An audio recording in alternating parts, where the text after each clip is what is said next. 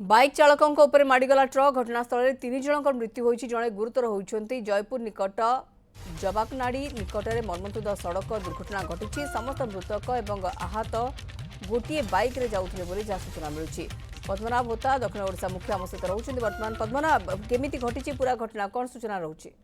देखो केमी केउ परिस्थिति दुर्घटना घटिला जार स्पष्ट कारण जना पड़ेनि कहीं किसी समय पूर्व जेहेतु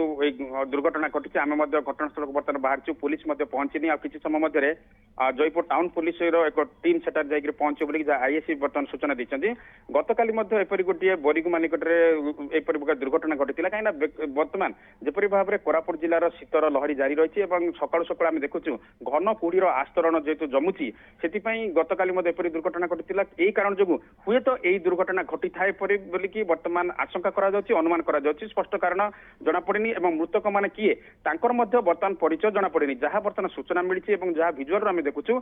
गोटे बाइक रे 4 जन जाउथिले एवं सेमाने जीवा समय ही कहउचंती जो माने मृतक रहिचंती आहत भी होचंती जने व्यक्ति तांकर परिचय भी बर्तमान सुधा मिली नाही किंतु बाइक रे 4 जन जाउथवा समय दुर्घटना घटी जोंथरे की ट्रक माड़ी जावा फल 3 जनकर मृत्यु घटी जड़े गुरुतर रही। पद्मनाभ होता दक्षिण ओडिशा मुख्य रही आम सहित अधिक सूचना खबर पर दौले।